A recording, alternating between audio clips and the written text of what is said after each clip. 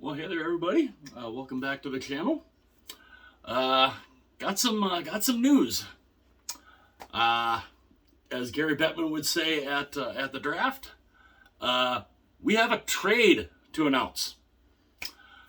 But before we get to that, if you are new to the channel and you love hockey content, like hockey content like this, talking about jerseys, jersey unboxings, just general hockey talk.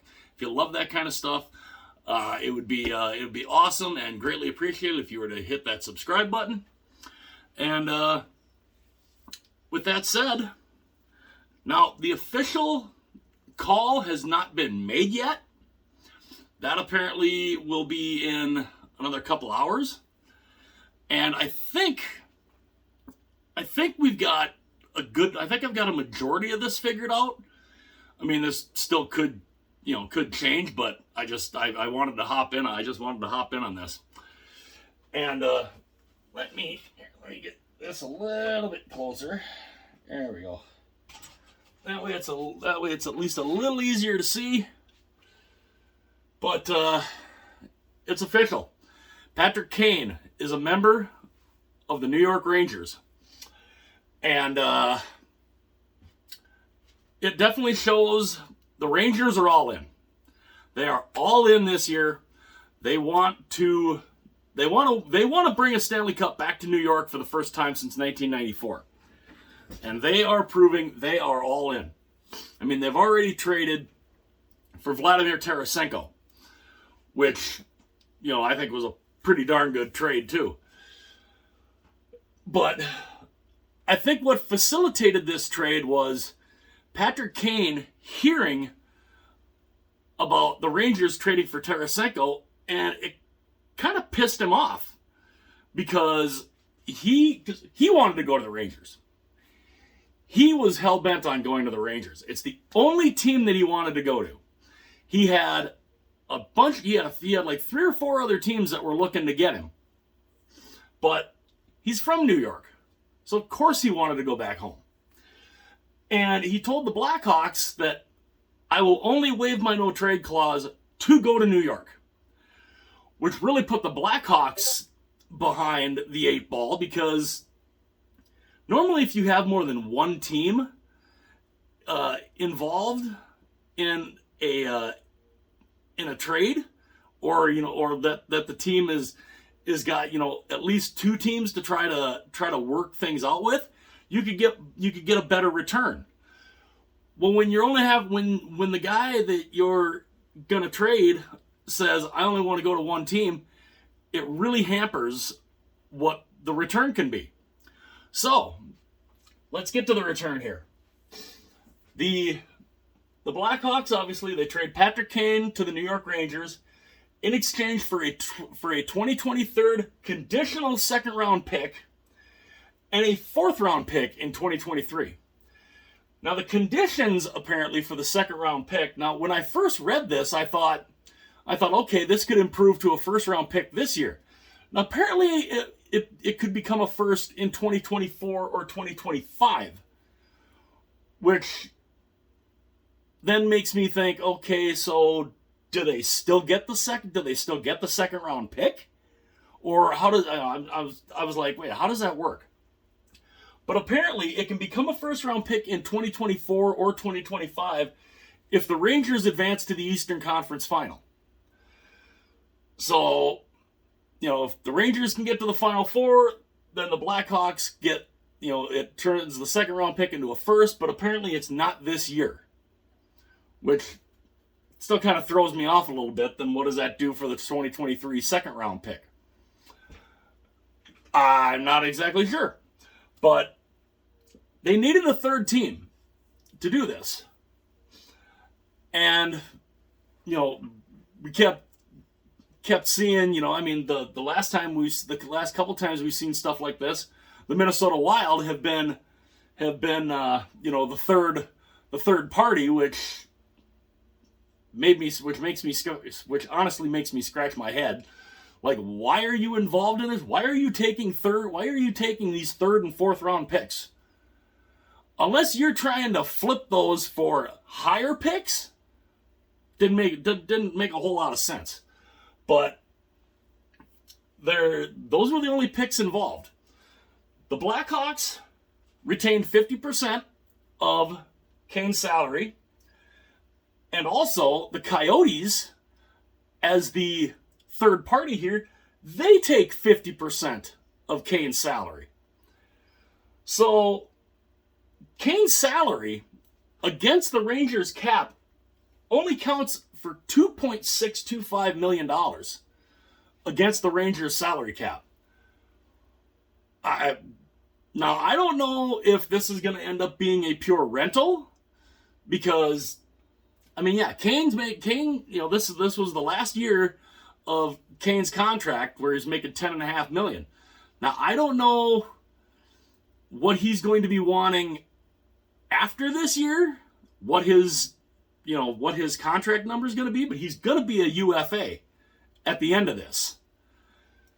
What do the Rangers do? What's their cap situation going to look like? Are they going to can they re-sign Patrick Kane? I don't know. I have to think, though, if Kane wants to play with the Rangers that bad, they'll figure it out.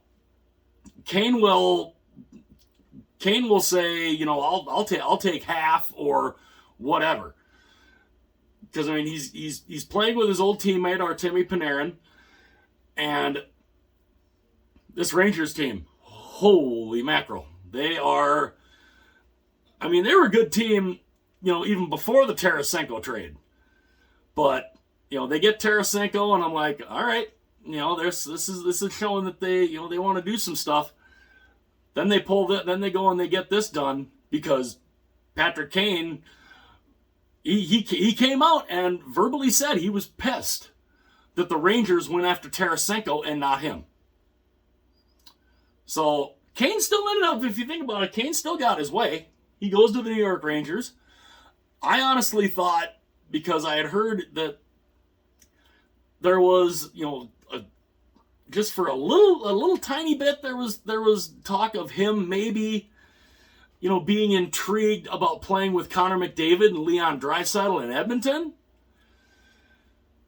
But Edmonton, as these other teams have no problem figuring stuff out, but Edmonton can't seem to figure out how to put anything together. They can't figure out how to get a team to retain salary or do this, or get a third party involved. They have no idea apparently how to do this. So the Oilers, you get all these teams that are making these big moves, and there's the Oilers just standing there like, just twiddle your thumbs as they're fighting to be a wild card team. So, I don't know what the Oilers do. I have no idea. I might actually talk a little bit about that in a future, in potentially a future video. We'll see if the Oilers do anything come trade deadline, which is on Friday. I think it's Friday, March 3rd. March 3rd is the deadline, though. But big trade. The Rangers are proving they're all in. They want to make this run. And, we'll find out after the season. Is Kane just a pure rental, or do the Rangers try to lock him up for the remainder of his career? We'll have to see what that develops after the season into the off season. But as of right now, what we know, this is the trade. Now, if stuff changes, that stuff still could change, but who knows? We'll have to find that out.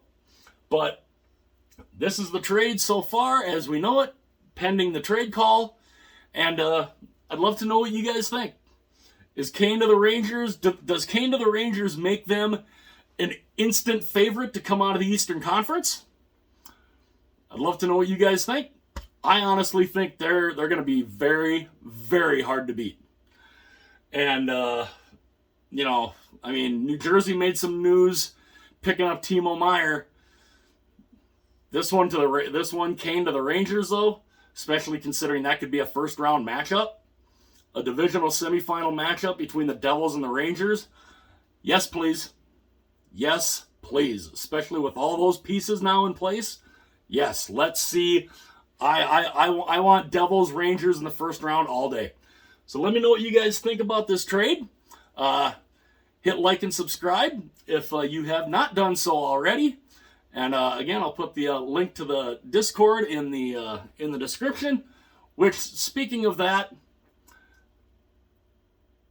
the Discord is supposed to be strictly for hockey content, not, friggin' high school foolishness. So, I'm thinking there's a few people in there I might have to boot out because it's getting a little too crazy in there, and just they're not talking hockey. It's just pure stupidity that some of these people, that some of them are talking about. So I'm gonna probably have to clean that up a little bit, but I will put that in the description. And again, let me know what you guys think about this trade. Are the Rangers instant Cup favorites out of the East? Let me know what you guys think. If you have not done so already, hit like and subscribe. I will see you guys later.